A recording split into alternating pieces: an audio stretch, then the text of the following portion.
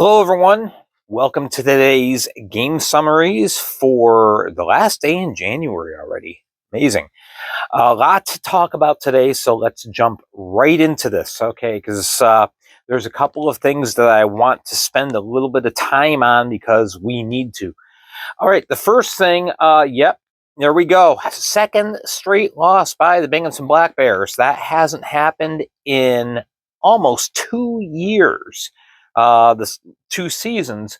But yeah, the Thunderbirds end up winning against the Binghamton Black Bears. Quite honestly, I don't feel like it was this close. Whoops. It's a 5-4 overtime win.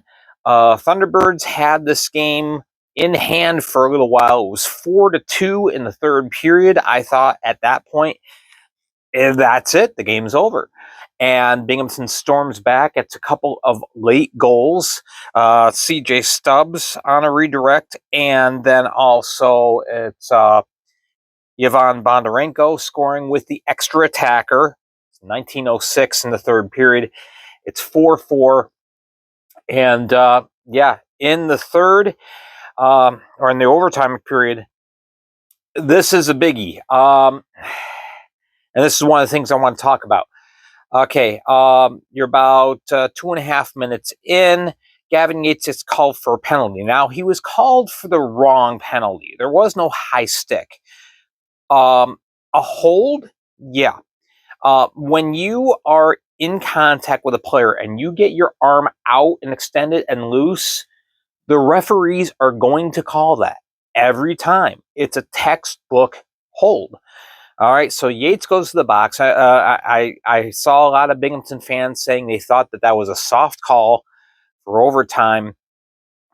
The referees are going to call it. And it doesn't matter if it's a Fed or the NHL. It's going to get called. With the extra attacker, so it's a 4-on-3 situation now. Josh LaBelle comes down on a 2-on-1, snaps one home past Wyatt Friedlander, takes a quick exit, and 5-4 is your final. LaBelle, what a game he had. He scored the first goal. He scored the last goal. 2 goals and 2 assists on the night. Zach White had himself a good game as well. A goal and 2 assists. Boris Babick, several big saves, especially in that last minute third period flurry that Binghamton brought on. 47-51. For the Black Bears, it's Mac Jansen. He scored the first 2 goals for Binghamton. Also had an assist. You had Austin Durazio from the blue line adding 3 assists. Friedlander, this is the first time he's played in a little over 2 months, actually. Saves 36, not 36 of 51. Don't know why I wrote that. 36 of 41 on the saves. He did not allow 15 goals. But again, first time Binghamton has lost back-to-back games in 2 seasons. They do get 1 point. It is a sellout crowd. But the Twin City Thunderbirds now 14-17-1. Since this game was the first one that was over, it temporarily launched them into 4th place in the Continental. Binghamton 34-1. All right, so the Danbury Blue Ridge game. Yeah, this was a little bit back and forth. And before I talk about this, I just want to say and extend a thank you to everyone for your well wishes with Johnny Ruiz. Almost at every game, there was some mention, whether it was the PA announcer or the play-by-play announcer. Everyone extended well wishes to Johnny Ruiz. That is the type of influence he has on the FPHL. He's just been a great ambassador for the game, and it's so awesome to see everyone reaching out. Thank you to everyone who took time to acknowledge the impact and the influence that Johnny Ruiz has on the FPHL and on the game. Tremendous individual. So Danbury comes in with some heavy hearts. They're without their captain. And you think that they just kind of fall apart. No, not at all. They get the first 2 goals on the board, and for a little while, it looked like, wow, inspired hockey. Blue Ridge ended up chipping back, just relentless offensive pressure in the first period. 23 shots on goal to just 10 for Danbury. But the score was 2-2 at the end of 1. In the second period, the Bobcats kind of take over. The last goal they scored in the first period, plus the next 2 goals in the second, were all on the power play. So penalties kind of hurt Danbury in the end. It's exhausting playing on the penalty kill. It's the most exhausting part of hockey. And when you're already coming in kind of emotionally struggling a little bit, and rightfully so, it makes it hard to have an effective kill. So that's where the Bobcats really took over, and it was Nikita Kozarev scoring 16:54 of the second. That was the last of the power play goals. No, actually, I'm sorry, that is not correct. He scored a 16:54 of the second, but it was not a power play goal. His was not. But there were 3 power play goals altogether. Shots on goal ended up being 49-39 in favor of the Bobcats. Again, a lot of offensive pressure. And in the end, it's a 5-4 win for the Bobcats in regulation time. Danbury 14-18-3. The Bobcats 16-16-2. There's now a 6-point separation between those 2 teams as Bobcats hold the 4th and final playoff spot in the Empire Division at this time. Kyle Penton takes the loss, 44 saves. Anthony Schrum, he has 35 saves on the night, and the Bobcats go on to win. All right, this game is another one that I need to spend some time on. We'll talk about it. Okay, and now I did not watch the game as it happened. I went back and watched the replay several times over. I'm gonna explain it to you because Watertown fans, you're going, what? All right, it's a 3-2 win by the Prowlers. It was tied 2-2, and the Prowlers end up, it's kind of a fluky half. Almost said half court shot. That's a basketball term. We're playing hockey. From the center line, Brian Parsons just kind of tosses one towards the goal, and somehow, some way, Brendan Colgan misreads it. It gets by him, and that's your deciding goal right there at the 17:09 mark of the third period. So Bailey Huber ends up getting the win on this. Now, the question is, the second goal scored by Vinny DeCumbus, Port Huron. How on earth is that a good goal? I'll explain it to you. Because this has happened about 3 times now over the past 3 seasons. And I remember all these incidents very well. The first time it happened, I ended up talking to some officials. It's like, how do you interpret this? How do you rule this a good goal? And they explained it to me. Okay. So as Vinny DeCumbus is in the act of shooting, the net is dislodged in a big way. Big crash along the side of the boards. Delina checks a prowler. I didn't see which prowler it was, but into the cage. The cage pops up and off the moorings. But that is during the process of DeCumbus shooting the puck. The puck goes in. There's a debate by the officials, not a very long one, and they rule, yes, it's a good goal. And here's why. Because most people are thinking instantly, the net comes off the moorings, it's no goal. That is true if the puck is knocked off by the opposing team, in this case, the Prowlers. And yes, there was the Prowler that made contact with the cage, but only because he was pushed into the cage. Therefore, it is ruled that the dislodging happened as a result of the defending team.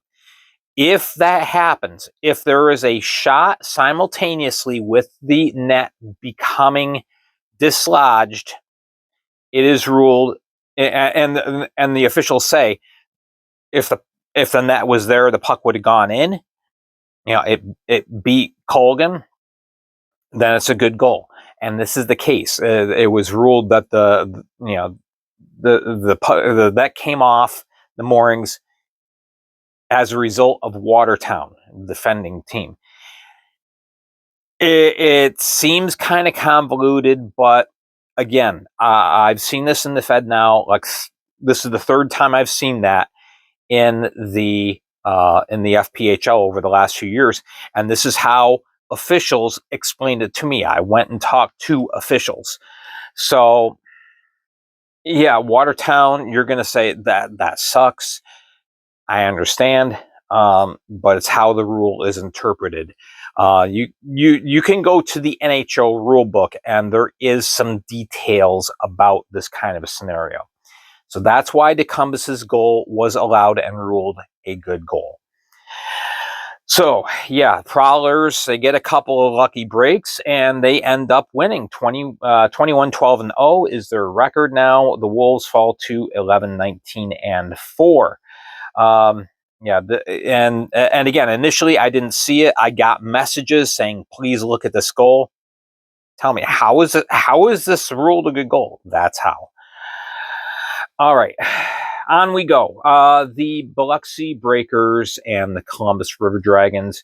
Biloxi got off to a great start, played a great first 16 minutes. I watched the first period and didn't really see much after that. I spot checked a little bit in the second period. I missed the entire third. But by that time, the game had been pretty much decided. Columbus goes on to a 7-3 win. What stings the most for Biloxi fans is the game-winning goal is scored by Yaroslav Yevdokimov, who started off the year as the Biloxi captain. So, kind of an irony situation. This is just the kind of year that Biloxi has had. They can't catch a break. They're named the Breakers and they can't get one. It's just weird. So the starting goaltenders were Tyler Roy. He stays in the entire game. It's Rahul Sharma playing the first two periods, 5 goals on 20 shots. So he is pulled the last period. It is Anton Borodkin coming back in. He's been out for quite a while with an injury. He's back. And so yeah, he got some reps in to get by him, but yeah, the damage had already been done.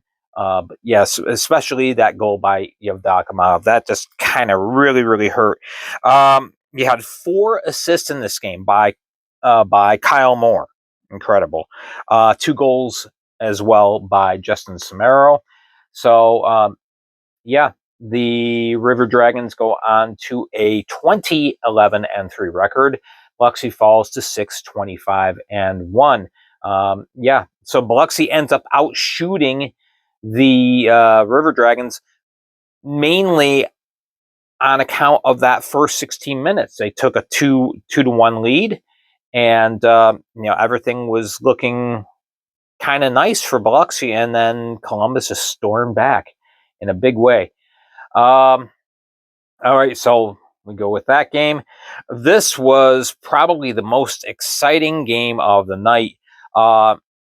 It had everything. It had your rivalry stuff, players going at it. It had a couple cheap shots, had some big fights, especially the big fight as advertised between. Excuse me. Big fight as advertised between Divine Apollon and Kyle Powell. Yeah, it was a heavyweight slugfest.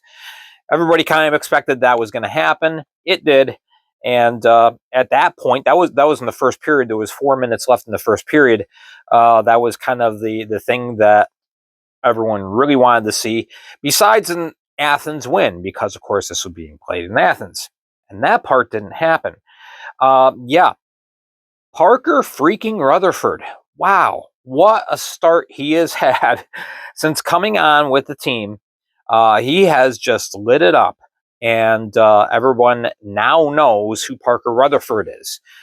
He has knocked off Athens twice, and Binghamton shut them out.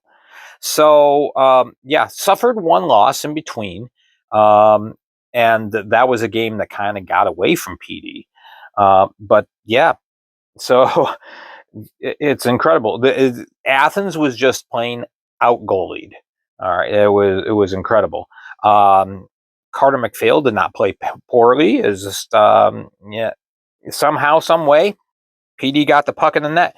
So let's go back to my notes on that because I had to skip around.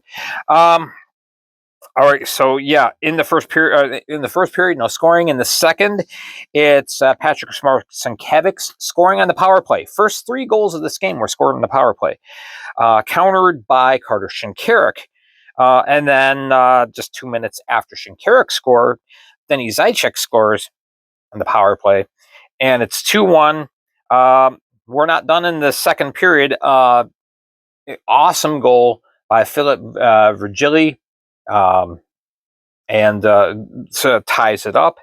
But minute and a half left in the second period, and Alexander Lakov sneaks one past McPhail. It's 3-2 at the end of 2 shots. Through 2 were 28-18 in favor of Athens, but PD was the one that was on top, 3-2, and then there was an empty net goal right at the end by Patrick Marcinkiewicz, 1921, to seal the deal. We have a 4-2 win, but the story here was really Parker Rutherford and how basically he just put the team on his back, turned away 51 shots, 53 shots, 51 saves. Tremendous performance by Rutherford, and there were literally 3 times that Mateen Rad, calling the game for the Athens Rock Lobsters, just blurted out, "How did that not go in?" Just incredible saves and incredible performance by Rutherford, and yeah, a 4-2 win by the PD Ice Cats. They have now won 3 of their last 4 games, improved to 13, 17, and 3, and they reclaim the 4th place spot that was temporarily held by Twin City. Athens, they fall. They drop a little bit in the second place standings, 27-6-0. I don't care who you are. You'd love to have this record. So, no complaints. Great crowd. Best crowd of the night. 5,000 fans plus in the Aikens Arena. And, yeah, Rutherford just goes absolutely crazy. First and second period, a lot of penalties. Again, there were some cheap shots. There were some fights. There was some retribution. There was a little bit of everything. So 34 penalty minutes aside in this game. A lot of time in the sin bin. All right, and this is a story. This is really a story. Okay, yeah, no, it's not a story because Indiana won, although they did. Yeah, they end up breaking their 7-game slide, and they go into Topeka and they win 4-2. Played a phenomenal game. Just yeah, it was a little bit surprising. They were very gritty. No penalty minutes in this game.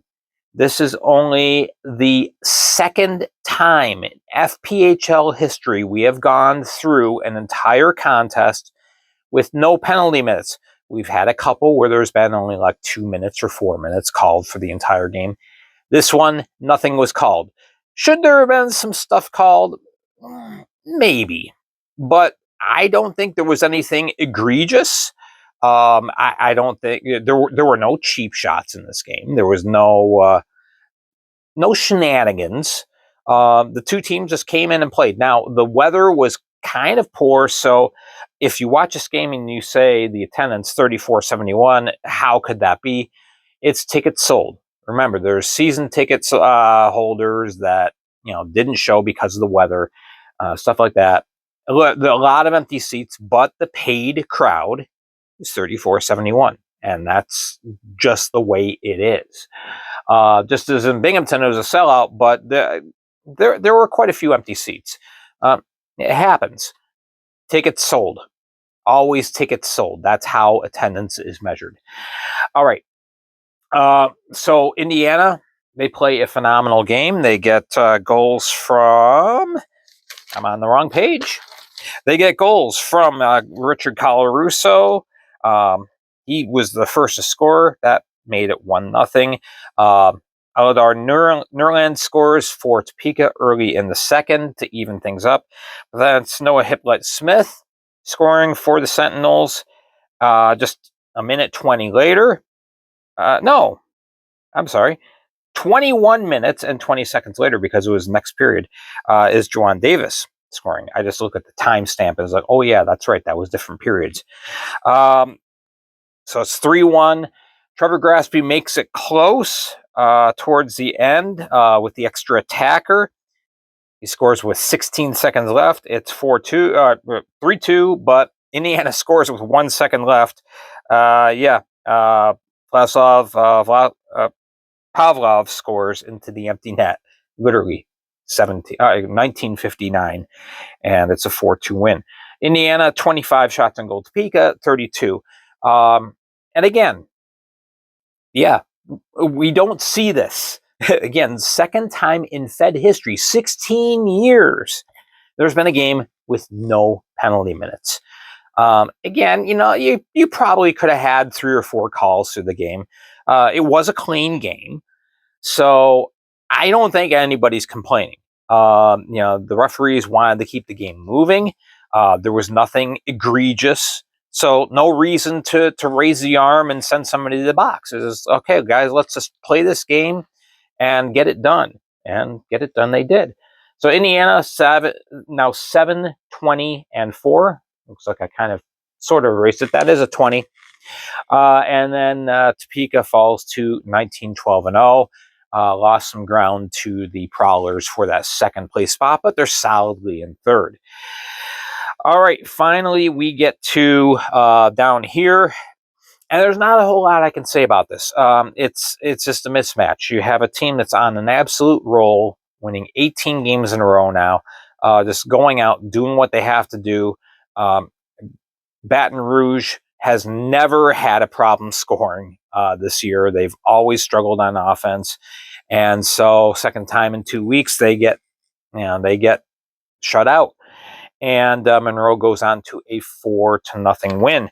I don't mean to glaze over this game, but there's not a whole lot to talk about, really. The first period, shots on goal, 11 for Monroe, 1. 1 shot on goal for Baton Rouge. Monroe's defense was great. Their forecheck was great. Yes, you got to generation some shots. You have to. Things get paired in the second. It's 11-9 in favor of Monroe for shots. But, Michael Hagan-Moe, he gets 2 goals on the night. Casey Gerstein scores in the second, and Carlos Ferneris adds 1 just for emphasis. 7:33 of the third period. It's an easy win for Monroe. Only 14 shots on Tyler Mastinik, so he gets an easy shutout. And Monroe, they just keep going on. 18 in a row. The record is 22. Is there any sign that they can't reach 22? No. They could get there. We'll wait and see what's going on. If I was doing a power rankings right now, they're the number 1 team. But we just did power rankings this last week, so we're not doing that we're not doing it next week. It's the week after. But anyway, that's that. Final thing I want to say as we close this out, if you can, please go to the GoFundMe page that I have pinned on my Facebook page to support John Ruiz with his medical costs. In case you haven't found out or you don't know, medical costs are terrible in the United States. As such, okay, Ruiz doesn't make a whole lot of money playing in the FPHL. The team, the family, they need your support. They've already raised 71% of the funds needed, but yeah, it's a huge cost to have treatment and rehab and everything else involved with a stroke. So please go to that GoFundMe page, click it on. Please consider donating if you haven't already. For those of you that have, thank you so much. I did as well. And thank you for helping to make this difficult chapter in the journey of the Ruiz's life a little bit easier. Let's keep that support coming in. They really need it.